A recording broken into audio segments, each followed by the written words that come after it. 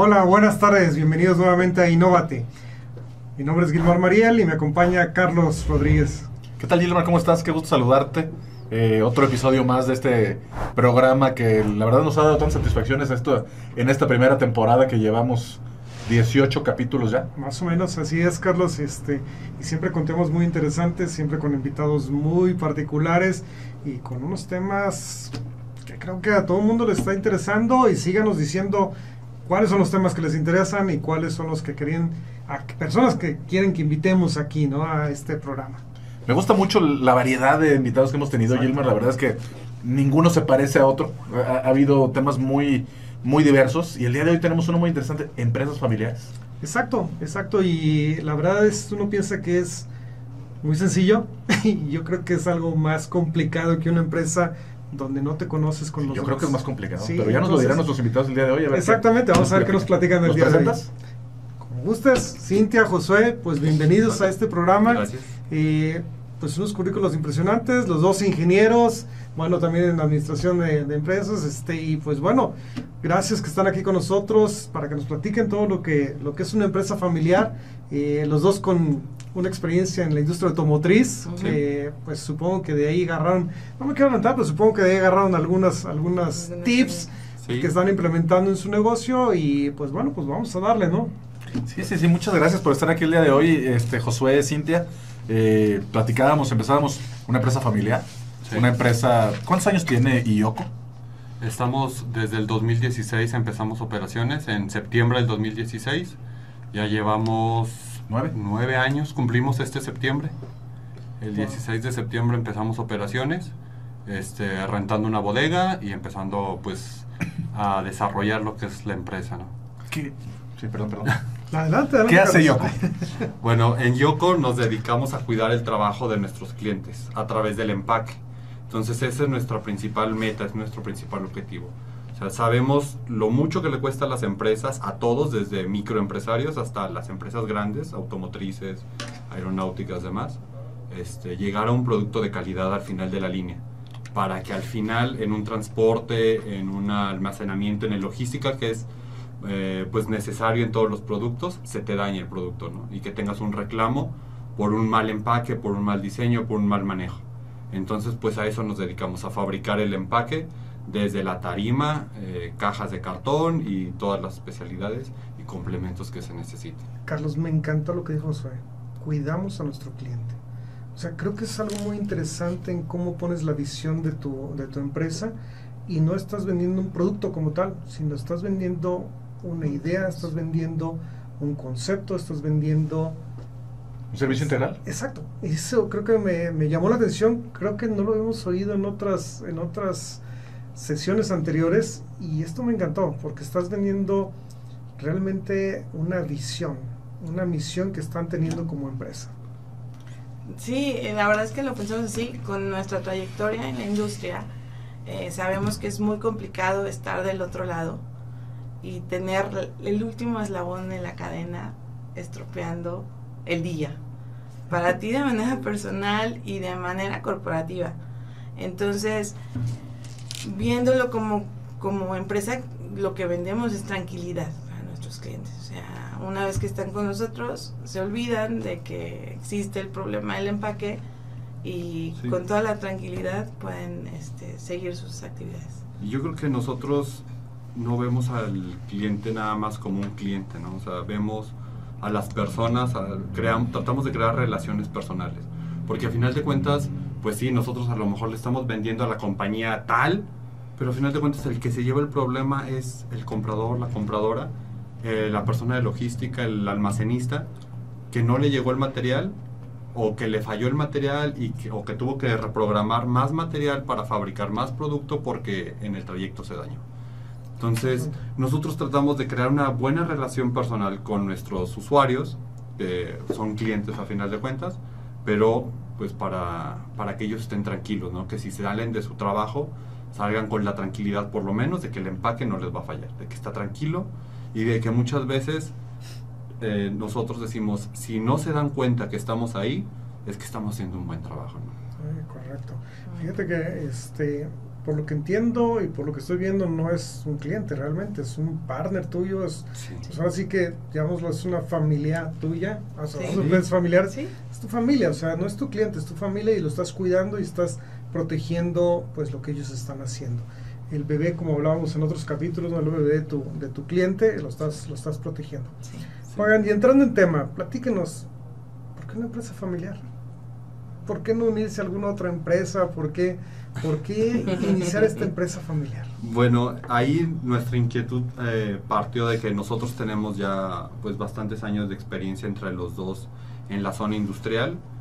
Cintia estuvo ahí en varias compañías, yo también estuve por ahí en automotriz bastantes años, y la demanda de tiempo que te exige y la retroalimentación que te da también es muy buena, pero la demanda de tiempo pues empezaba a ser demasiada, y nosotros veíamos que ya no era el rumbo hacia donde nosotros queríamos ir.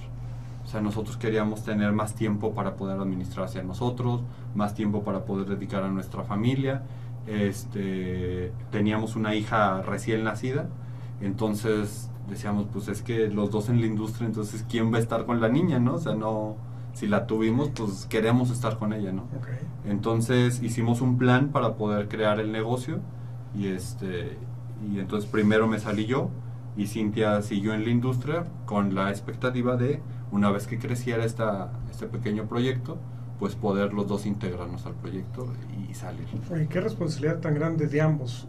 Tú que tomaste la decisión de dejar un sueldo seguro en una empresa para irte Sí. a la aventura, realmente. Eso fue la aventura, ¿no? Sí, es la aventura. Y qué padre de tu parte que lo apoyaste y que estuviste con este salario normal, Sí. que cada 15 días te llegaba o cada mes te llegaba, y apoyando esta aventura que pues se arriesgaron, ¿no? Y es Sí. un tema de un emprendedor o emprendedores, pues el riesgo. Sí, claro. Como puede ganar, como puede perder. Puede ser Entonces, que no. qué padre de este tema. ¿Cuál fue la parte, híjole, donde ustedes dijeron, sí tomo la decisión, con miedo, porque seguramente dio Sí, miedo, claro. ¿ok? Porque pues son dos sueldos seguros, Sí, son dos sí. sueldos que seguramente De industria. eran buenos, Sí, ¿ok? sí, Eran la buenos, verdad es que- de tomar la decisión. O sea, Sí, ¿qué claro. pasó por su mente en esos días? ¿Y qué pasó en tu y de tu mente que tenías la responsabilidad de generar este negocio? ¿Y qué pasó por el tuyo que dices, híjole, ahora tengo que mantener yo sola Sí, esta claro. familia durante un cierto tiempo? Claro. Sí, pues primero hicimos un poco de planeación, no fue así como que, ya hoy, mañana, vámonos. No, o sea, teníamos algo de ahorros para poder soportar, porque a final de cuentas pues se necesita inversión para poder, necesita algo de capital para poder arrancar cualquier negocio. Entonces pues primero esa de planeación. Y después, pues nada, o sea, el tema de la niña fue decisivo. Fue, creo que su bautizo, tuvimos un evento familiar, y yo tuve complicaciones en el trabajo, y pues ni modo, hay que responder al trabajo porque pues de ahí comemos, ¿no? Entonces tuve que dejar el evento y sacar el problema del trabajo, ¿no? Y ahí Sí. te planteaste el balance, entonces, ¿no? Entonces De ahí dije, ¿sabes familia, qué? trabajo, Este éxito balance profesional. o sea, me está cobrando más de lo que me está dando. Entonces, pues yo ya no estoy dispuesto a seguir sacrificando tiempo de mi familia Ok. por la empresa, ¿no? Entonces dije, ok, vamos a... Y pues, estoy... como que lo recuerdo muy, muy concretamente, que ese día dije, tenemos que arrancar algo. O sea, no sé qué va a ser, tenemos que investigar, tenemos que ver qué áreas de oportunidad hay, vamos a investigar, vamos a desarrollar, y a partir de ahí, los dos somos ingenieros, los dos tenemos buena trayectoria en la zona industrial. Yo por mi parte había trabajado mucho en desarrollo de proyectos, entonces ahí me llegaban los planos del producto y me encargaba mucho de la industrialización, desde el desarrollo de máquinas, desarrollo de proveedores, hasta poder echar a andar el proyecto dentro de los estándares de calidad de la automotriz, ¿no?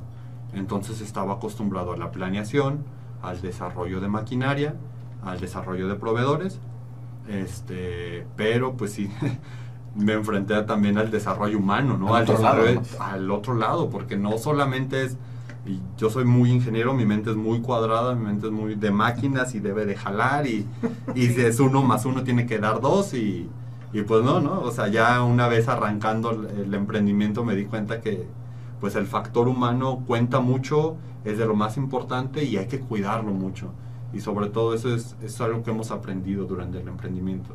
O sea que también si tú te comprometes con las personas que trabajan contigo, ellos se van a comprometer contigo y vas a tener una buena respuesta. ¿Qué valores trabajan en su empresa? Digo, ya que estás hablando del valor humano y el factor humano, ¿qué valores trabajan en la empresa? Bueno, pues positivismo, siempre tenemos que verle el lado positivo de todas las cosas, ¿no? Siempre hay un lado negativo y un lado positivo. Nosotros elegimos ver el lado positivo porque a partir de ahí puedes sacar soluciones, propuestas. La honestidad, nosotros tratamos de ser siempre transparentes. Eso no es. O sea, yo no te voy a prometer algo que no voy a cumplir. Si te lo prometo, si te lo digo, dalo por hecho. Se va a lograr. Y yo voy a hacer todo porque se logre, tanto en precio, tanto en calidad, en todo. Lo vamos a lograr. Ok, es muy interesante. ¿Y en qué momento decidiste tú ya dejar aquello y unirte al negocio familiar? Sí, tenía un puesto muy importante en la empresa donde estaba trabajando. Entonces era muy demandante, o sea, en horas y en viajes. Entonces ya tenía cerca de un año que lo sentía pesado. Josué me decía, ya, salta. Yo decía, no, todavía no, quiero estar lista. Quiero que la empresa esté más estable. Y hasta que llegó un mal jefe, que le agradezco mucho que haya llegado. Entonces, un día que tuve una discusión con él, dije, es hoy, hasta aquí. Fui, entregué las llaves de la oficina, dije, vámonos. Y ¿qué cara te hicieron? no me dejaron irme tan pronto. Se sorprendió mucho porque realmente mi puesto cubría pues prácticamente media empresa. Entonces me dice, no te puedes ir así. Le digo, sí puedo irme, estoy lista para hacerlo, muchas gracias por todo, no podemos trabajar juntos más. Y me fui. Entonces, qué valor, pero qué preparación, qué planificación. Eso es muy admirable. Y además, la dinámica familiar ahí, ¿cómo cambió? Cambió muchísimo, porque también para mí fue muy difícil dejar un tren tan acelerado como era la industria. Entonces parar de repente y decir, bueno, ahora me ocupo de la empresa con horarios que yo decido, y también me ocupo de mi hija, porque pues mi hija pasaba mucho tiempo fuera de casa, ¿no? Entonces cambió mucho la dinámica familiar. Coincidió un poquito que enseguida sucedió la pandemia, entonces pues todo coincidió y se alineó. Entonces empecé a pasar mucho más tiempo en casa y también empecé a integrarme con la empresa, porque yo hacía 1, 2, 3 actividades, pero no muchísimo para la empresa, ¿no? Y José dijo, pues ya, a trabajar, sale a trabajar, y empecé a integrarme. Entonces, fue un cambio muy drástico para mí, porque dejas de tener respaldo corporativo. Claro. Y entonces te das cuenta que eres tú y el abogado que puedes contratar, y tú y el contador que puedes contratar, en lugar de tener los despachos grandes de contabilidad o de asesoría legal que tienes detrás, ¿no? Entonces sí fue un cambio muy duro, pero aprendí muchísimo también en el trayecto. Esa parte de ser tan pequeña en una empresa tan pequeña, yo no la había tenido. Siempre había trabajado en empresas muy grandes, corporativos muy grandes. Entonces para mí fue eso muy nuevo y muy enriquecedor. ¿Y cuando llegaste, cómo se dividieron las tareas? Ese es un proceso interesante, porque pues al principio muy orgánicamente, a ver, que aunque me ayudas, en qué. Pero cuando llegó una situación un poco antes de la pandemia, yo creo que fue octubre de 2019, teníamos ahí unos temas en ventas, unos temas de calidad, y le dije, ¿sabes qué? Necesitamos a alguien externo, una voz externa que nos diga, oye, ¿sabes qué? Aquí. Entonces recurrimos a un coach de negocios que está en León, y él fue el que nos ayudó, a ver, tú qué estás haciendo, a ver cómo están sus balances, a ver, vamos a hacer un resumen La verdad es que no es que nos dijera cosas que no supiéramos, pero muchas veces en el día a día se te va a recordar lo que ya sabes y aplicarlo. Entonces, y mucho en la empresa familiar, ¿no? Porque en la corporación, pues tienes que entregar los reportes, tienes que entregar esto. Y acá no hay nadie que te diga tienes que hacer el formato, tienes que hacer el reporte. Nadie te lo va a pedir, pero lo necesitas. Y entonces sabes para qué son, por qué son, en qué te ayudan, cuál es el valor de estar registrando todos los días una venta, un defecto de calidad, estar registrando esos registros. Empiezas a entender el valor real que tiene cada registro y después puedes transmitir ese valor a las personas que lo están haciendo y decirle, mira, esto lo estamos haciendo porque nos va a ayudar a tomar, a mejorar y al final a rendir utilidades que te van a regresar a ti. Entonces, a medida de que esto crezca, todos vamos a crecer. Y esa es mi mentalidad dentro de la empresa. Yo te hacía la pregunta, o les hacía la pregunta, mejor dicho, porque cuando tú inicias un negocio, pues tú eres todólogo. Tienes que serlo. Y entonces seguramente tú fuiste todas las áreas. Sí, yo Tú hiciste ventas, tú hiciste producción, tú hiciste calidad, tú hiciste todo. Pero llega el otro elemento. ¿Cómo decides cuál le vas a ceder? La verdad es que ella tiene mucha experiencia, mucha facilidad con los números y entonces decidimos, digamos, es lo más lógico que lleves la parte financiera, para que me pueda, o sea, son temas que me quitan a mí tiempo de estar en producción, de estar en ventas, estar diseñando, porque yo también hago los diseños por mi carrera de ingeniería, entonces nos metemos ahí mucho al diseño, a resistencias de materiales, a desarrollo de nuevos productos, entonces ese tiempo lo voy a poder invertir en tiempo que nos genere más utilidad y en el área que tú eres muy buena, pues le vas a ayudar en planeación de recursos a la empresa, en planeación de flujo, que eso es vital. O sea, hemos aprendido que el flujo muchas veces te puede matar. O sea, puedes tener muy buena utilidad, puedes tener muy buen negocio, pero si no tienes flujo, pues no da la empresa. Estamos hablando de un caso muy único de una pyme, Gilmar, profesionalizada. Es correcto. Y Sí. es un caso de éxito que deberíamos de comentar de otra forma, si ellos lo permiten en su momento, por supuesto. Pero además de eso, de cómo una empresa local, prácticamente nueva creación, sí logra insertarse como proveedor en la zona industrial, que muchos nos dicen que no hay oportunidades de eso, y se quejan muchas empresas de que no se logra. Aquí se logró. Platíquenos qué tanto trabajo les costó. Antes de que nos platiquen, ¿y sabes qué, Carlos? Es un tema muy competido, el tema de empaques. Sí. Hay bastantes Sí. empresas, Sí. empresas potosinas, empresas transnacionales, y es un mercado competido, y ellos lo han logrado. Que creo que es interesante conocer esa historia, Sí, claro. Sí, Por favor. sí, la verdad es que es un mercado muy competido. O sea, nosotros conocemos proveedores grandes, potosinos, que le meten mucho, que tienen mucha capacidad instalada, pero nosotros vimos un área donde el diseño, donde muchas veces la caja se colapsa, donde el diseño no está, o el material no está correctamente aplicado, y en ese tema de ingeniería es donde nosotros vimos que teníamos una oportunidad. Más el justo tiempo, o sea, poder entregarle cuando le dices al cliente. Porque a mí en proyectos me pasó muchas veces que tenía el producto terminado y no llegaba el empaque. Y entonces el embarque no se va porque no tienes en qué embarcarlo.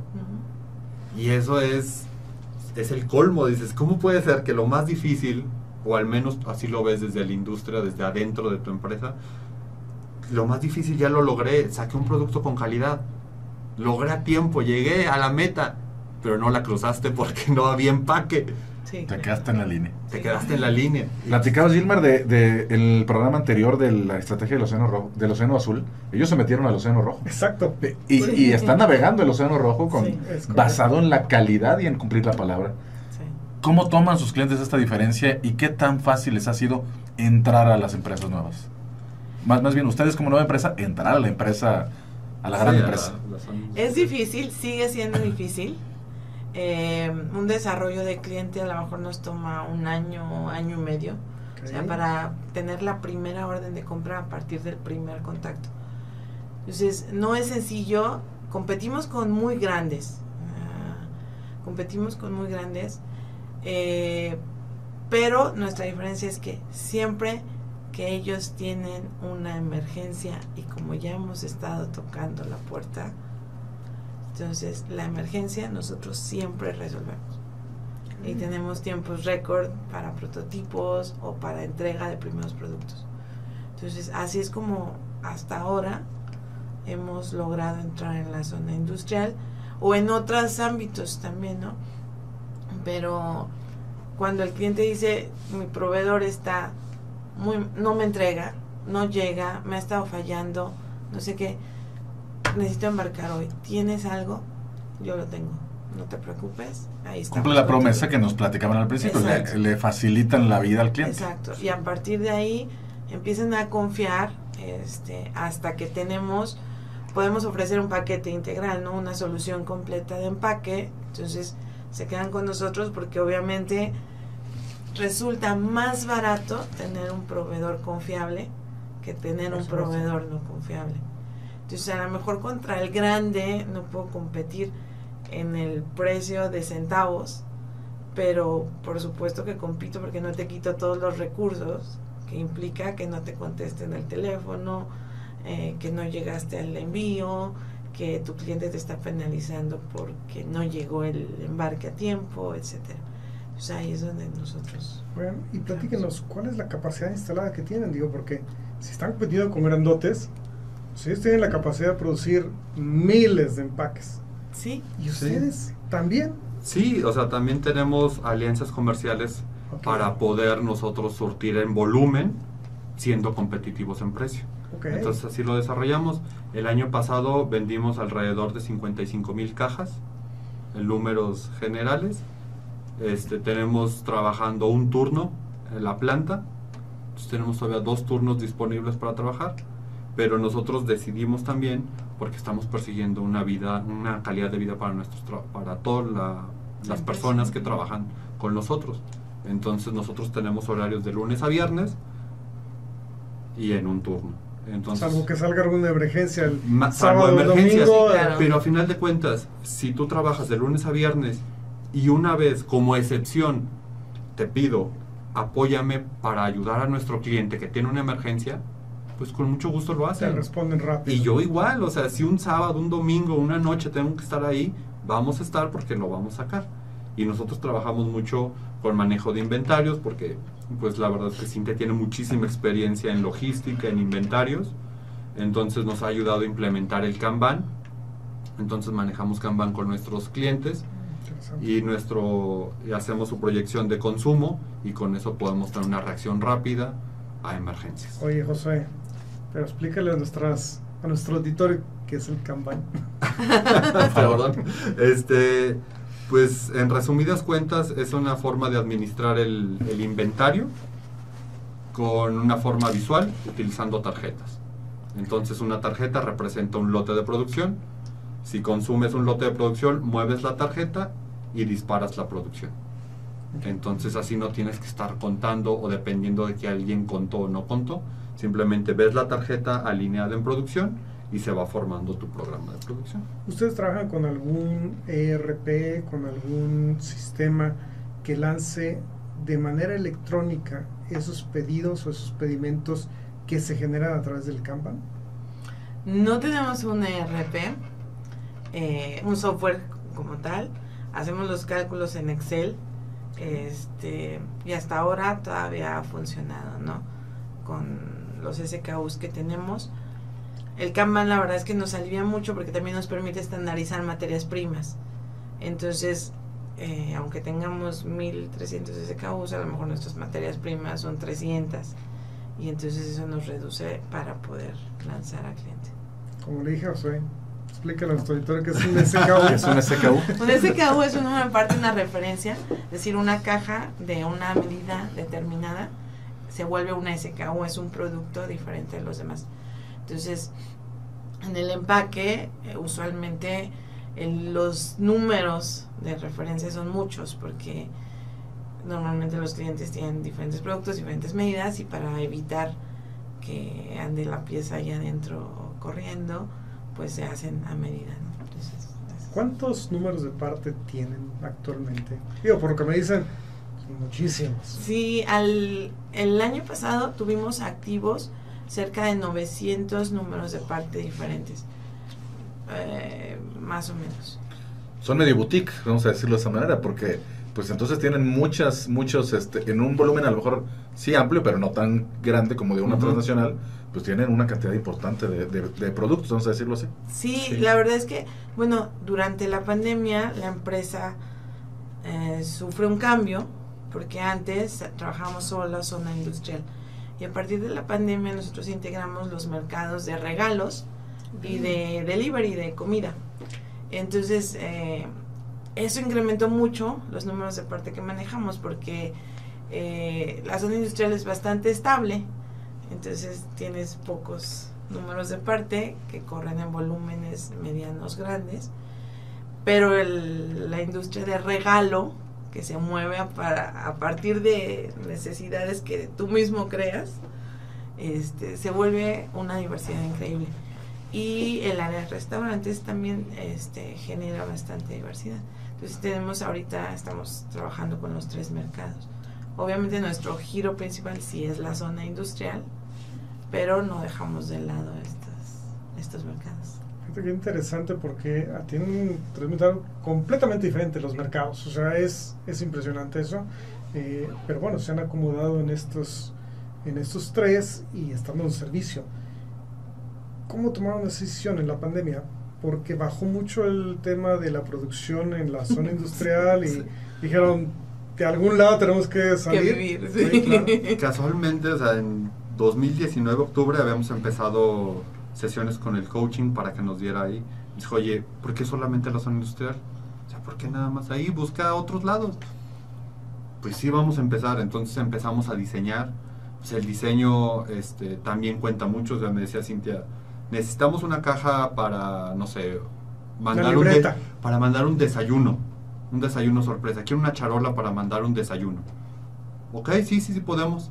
Aquí está, una charola cuadrada. Sí, está horrible tu charola. Le digo, pero aguanto a 20 kilos, ya la probé. Dice, sí, pero no quiero que aguante 20 kilos, quiero que sea parte bonita.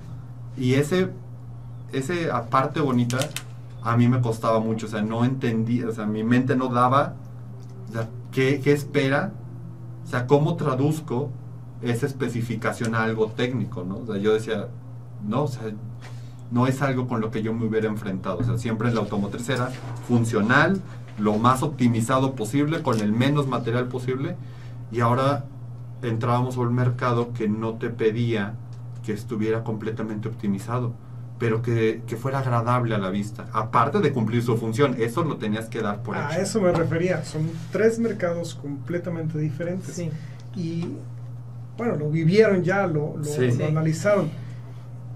Y déjame les pregunto algo, ¿solamente hacen empaque cartón o hacen algún otro material?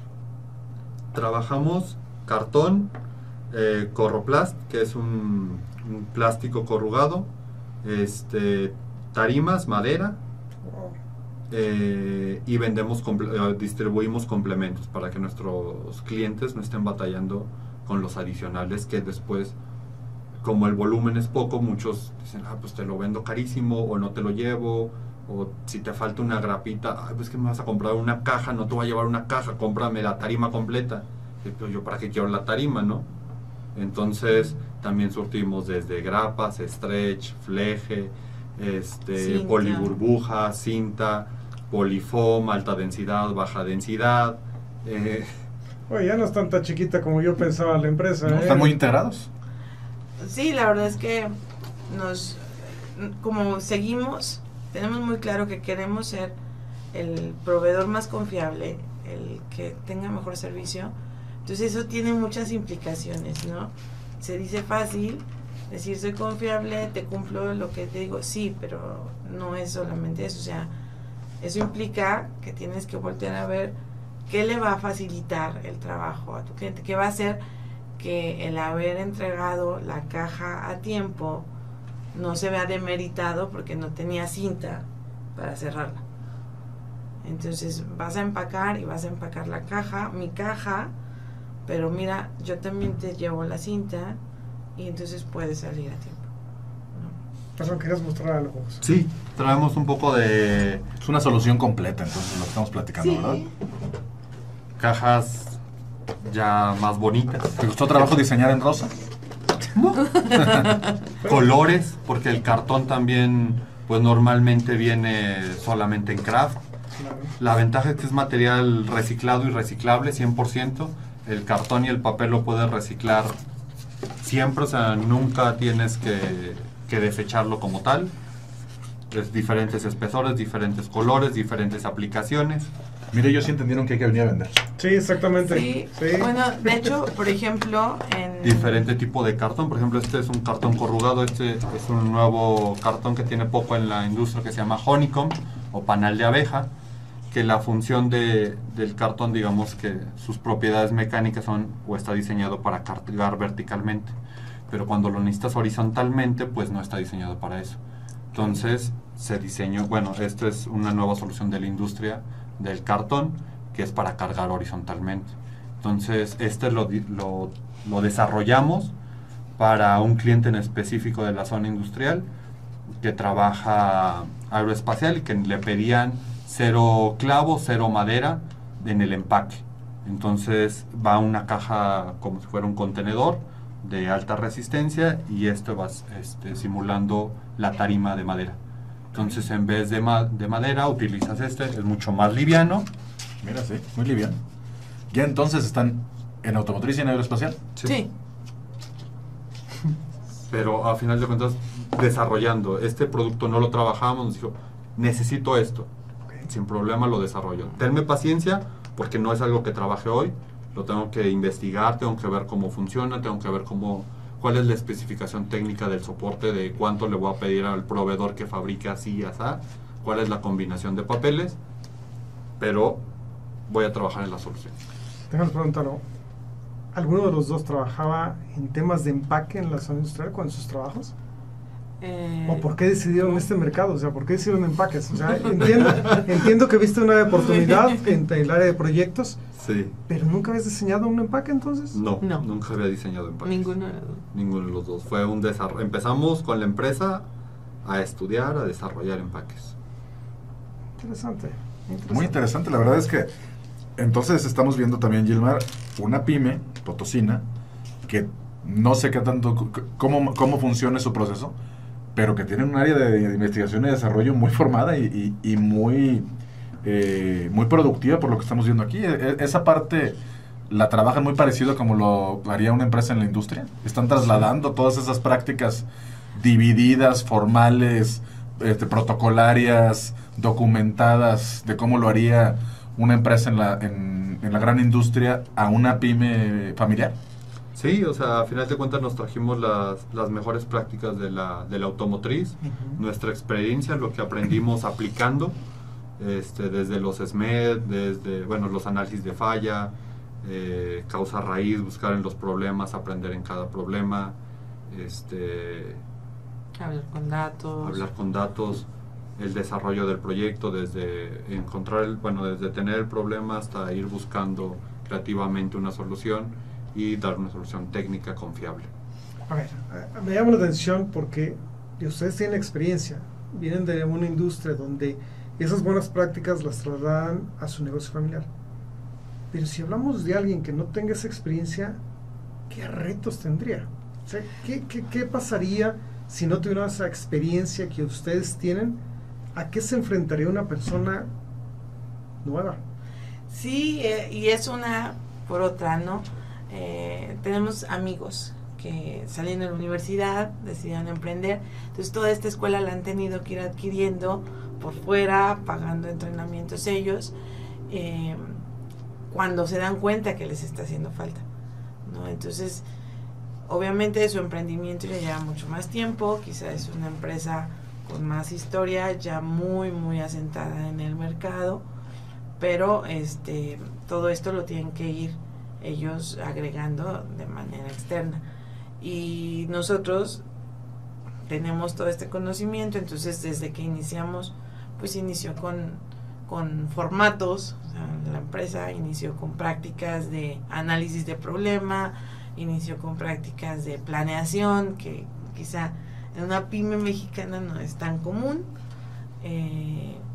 pero pues nosotros tuvimos que invertir esos años previamente en Bueno, que inició y no, porque al principio cuentas que no lo tenías y te diste cuenta, sí tengo que implementarlo, sí tengo que ponerlo. Sí, o sea, a final de cuentas tienes la información, tienes el conocimiento y muchas veces en el día a día o por tener que sacar, lo tengo que cumplir, dices, bueno, me salto esto y después regresas, es que no lo debí haber saltado, tengo que regresar desde instructivos de operación, desde vamos a crear la alerta de calidad para que todo el personal esté enterado del problema que tenemos, de que si se recibió bien el material o no, pues sí, ¿no? O sea, son prácticas que vas implementando y que después puedes o no utilizar, esa es tu decisión, ¿no? Pero pues siempre es mejor, al final el tiempo te lo termina y siempre es mejor hablar con datos y utilizar las mejores prácticas que por eso son. ¿Cuánta gente tienen en la empresa? Actualmente son 10 en operación, 10 operadores, más una persona que maneja las unidades, más un asistente y nosotros. Okay. Somos 13 personas, 14 personas. 14 y 55,000 productos que hicieron el año pasado. Sí. Una productividad muy interesante. ¿Sí? Sí. ¿Y qué se espera para el futuro? ¿Cómo ven ustedes esta empresa en el futuro? ¿Qué pasaría si alguien llegara, Carlos, y les dijera, les compro la empresa? No. ¿Por qué? Hoy todavía no, todavía queremos que crezca más. Vemos todavía mucho potencial en desarrollo. O sea, la semana pasada todavía estuve con un cliente y me decía, es que quiero quitar este empaque de cartón, este empaque de madera, todo de madera. Y entonces ese reto de desarrollar, de optimizar, todavía creo que podemos crecer la empresa, llevar la empresa a niveles más grandes, meter más ingeniería, implementar más mejoras de calidad, sistemas de calidad. Esos serían los siguientes retos a mediano plazo. Ok, son los pasos siguientes que lleven la empresa, ok. Han implementado ustedes todo esto que nos platican y la verdad es que me parece muy interesante, muy único, pero platíquenos también a la gente que nos ve y que son familia y que quieren hacer una empresa familiar, los retos familiares que también esto involucra, el esposo, la esposa, los niños. Los papás, los parientes que a veces empiezan a opinar y dicen, hombre, ¿estás loco? ¿Cómo vas a empezar eso? Tú tienes un buen sueldo, no te la juegues, ¿no? Tienes 2 niños, no hagas esto, ¿no? Fíjate que, bueno, en mi casa, mi hermana, la mayor, también tiene una empresa y mi hermano también tiene una empresa. Entonces los dos igual empresas familiares, los dos iguales empezaron ellos fundando su empresa desde cero y es algo que yo siempre tuve en la mente desde que tengo memoria. O sea, yo siempre quise tener mi empresa, siempre era un reto personal que yo me veía a mis 30 y tantos con mi empresa. O sea, no sabía todavía de qué cuando era niño, pero yo sabía que era eso, que eso era lo que quería llegar. Entonces, cuando entré en la industria, muchas veces pues te enrolas en el día a día, pero una vez que dije, ya me quiero salir, te cambia la visión, entonces dices, eso yo no lo haría así en mi empresa, y lo apuntas, eso yo lo cambiaría, eso, y tu visión te vuelves más productivo, te vuelves más consciente también, yo creo que te vuelves un mejor empleado cuando estás trabajando y tienes tienes en la mente un objetivo bien fijo, porque entonces ya ves un porqué en cada cosa que estás haciendo. También regresando de la pregunta que nos hacían de cuáles son los retos personales, bueno, pues el reto yo creo que mayor es que los problemas, porque va a haber, tienen que ser hablados. O sea, no puedes no hablarlo. O sea, si hay cualquier problema, o sea, si hay un problema de que no se hizo algo, de que no pasó algo, de que se hizo mal, lo tienes que hablar y de preferencia en el momento. O sea, no dejarlo pasar. Enfriar la cabeza y hablar con datos. O sea, Cintia y yo trabajamos juntos en la zona industrial. Sí. Antes de estar juntos, trabajamos en un proyecto y pues ni modo, o sea, no lo hiciste y yo te exijo como yo, ingeniería, como cualquier persona, pero le exijo a tu puesto, o sea, te exijo con datos, te exijo con respeto. O sea, no tengo por qué levantar la voz, no tengo por qué agredir o sea, simplemente lo que estoy buscando es una solución y entender que a final de cuentas pues vamos en el mismo barco. Me ganaron, digo, yo ya me contó lo que decir, si habían tenido alguna discrepancia en este negocio familiar y cómo lo habían resuelto, porque al final de cuentas son pareja. Claro, Familia. Sí. Familia. Y entonces ese sentido, ¿cómo separas la parte personal de la parte de negocios? Digo, ahorita me lo contestaste, a lo mejor en una experiencia pasada, que en ese tiempo no eran familia todavía, pero en este negocio, ¿cuál ha sido el momento más caótico, vamos a llamarlo así, que han tenido ustedes dos? Yo creo que sería la pandemia. Sí, yo creo que fue la pandemia. Y no fue digamos que no siento o no recuerdo que haya habido tanta fricción entre nosotros, sino que realmente el ambiente, la incertidumbre era muchísima. Entonces nosotros veíamos el riesgo de que la empresa tal vez no sobrevivía a la pandemia. Entonces teníamos que estar muy alineados. Pues yo tenía que salir a la empresa, se decía, es que no vamos a abrir, pues es que necesitamos abrir porque pues de ahí estamos comiendo, o sea, las personas que trabajan con nosotros, su familia también necesita ese ingreso. Es una responsabilidad. Sí, claro. Y o sea, yo siento responsabilidad no solo con las personas, sino con sus familias, porque al final de cuentas, pues de ahí, les digo, de aquí comemos todos, o sea, porque yo también. Digo, claro. Entonces tenemos que sacar esto adelante. Fue una situación de mucha incertidumbre, de mucho romper paradigmas, como ya les mencionaba, el diseñar no solamente funcional, sino el diseñar que sea algo agradable a la vista, que no solamente cumple con la función, y poder ejercitar ese músculo de creatividad. Pues fue interesante en la pandemia, para poder, con la flexibilidad de la empresa, poder entrar a otros mercados, ser competitivos, ser innovadores, pero mantener el precio, pero mantener la calidad y decirle... ¿Y mantener qué, perdón? La familia también. Y mantener la familia. Claro, y mantener claro, la es el familia. balance, ¿no? Sí, obviamente siempre tiene que haber ingresos, siempre tiene que haber ganancia, porque pues por eso es un negocio. Yo hace algunos años que cuando estaba en la licenciatura, Gilman, llevé una materia que se llamaba Empresas Familiares. Y fue en Monterrey, y los regios son mucho más ordenados que en ese sentido, porque hay muchas empresas familiares en esa zona del país. Y ellos hacían el profesor decía que él recomendaba hacer una constitución familiar.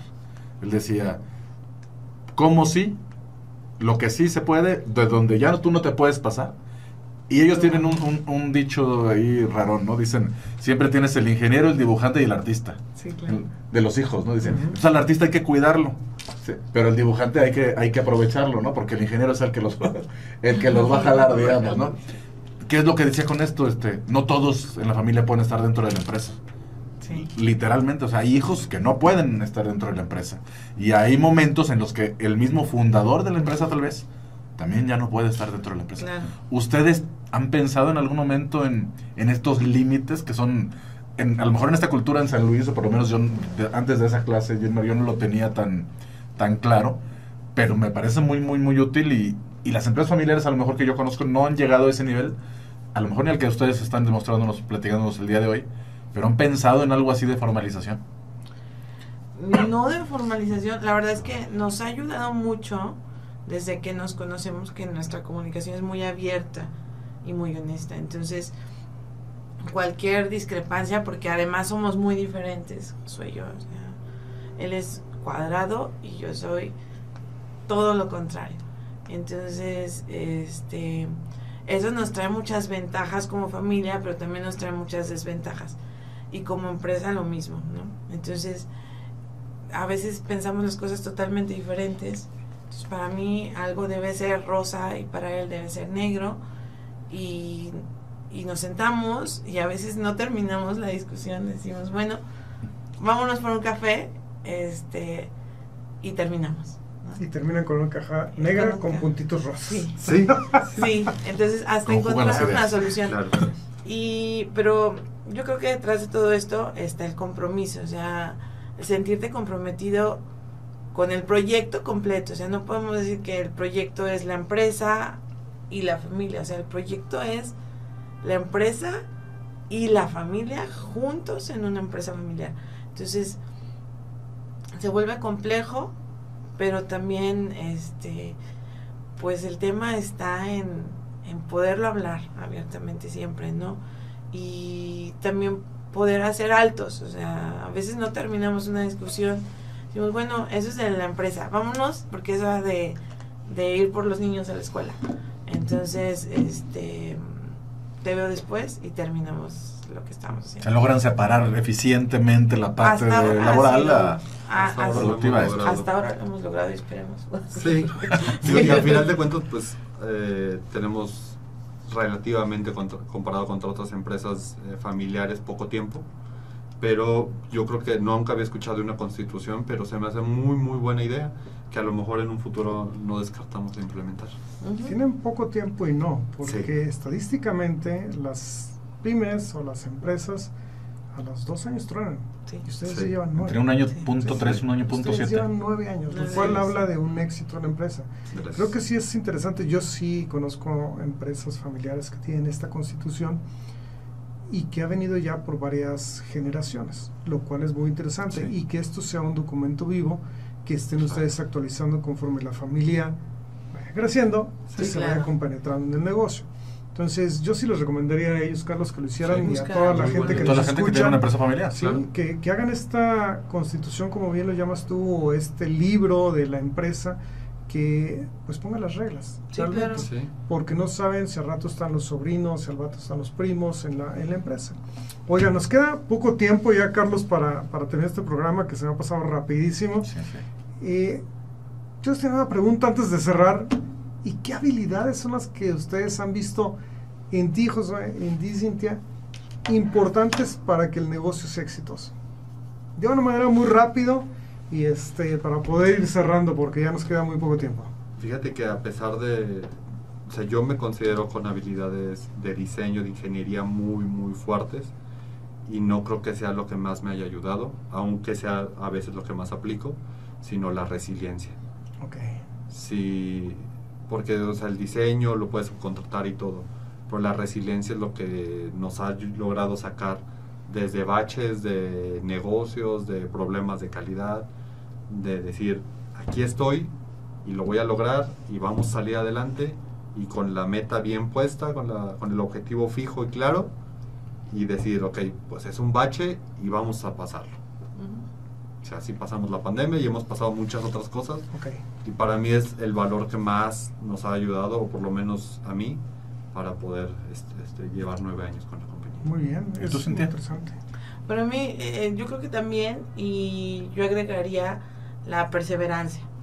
O sea, sí, hay temas que no van a salir a la primera, o sea, y tienes que volverlo a intentar 30 veces hasta que funcione, hasta que el cliente te diga que sí. Entonces, con esos dos, yo creo que la empresa va caminando. Qué interesante, ¿eh? En episodios pasados hemos visto lo mismo. Sí, sí. Y bueno, creo que aquí se repite estos temas. Oigan, en 30 segundos, ¿qué consejo les darían a la gente que nos escucha, que nos ve, si quiere emprender? ¿Y dónde los encuentran también? Sí. Bueno, nos encuentran en redes sociales, en todas las redes, TikTok, Insta, Facebook, como Yoko Empaques. En LinkedIn. En LinkedIn también. Y si quieren emprender, yo creo que lo primero es estar bien seguro si quieres emprender. No es fácil, pero también te da muchos beneficios, muchas felicidades. Satisfacciones. Muchas satisfacciones, sí. Entonces, pues, perseverancia, resiliencia. No Muy hay bien. más. Pues muchísimas gracias, Cintia, Josué, por haber estado aquí con nosotros. Al contrario, Y muchas pues gracias por nos habernos despedimos de invitado. nuestro auditorio, ¿no? Sí, muchas gracias, muchas felicidades por su proyecto, muchas felicidades por Muchas mostrarnos gracias. un proyecto familiar tan interesante, Gilmar. Sí, y bueno, pues muchísimas gracias a toda la gente que nos escucha, que nos ve, que nos sigue, y pues nuevamente recordarles qué es lo que quieren escuchar, qué es lo que quieren ver, y se los traeremos aquí a su programa Innovate. Muchísimas gracias a todos. Gracias. Gracias. Gracias.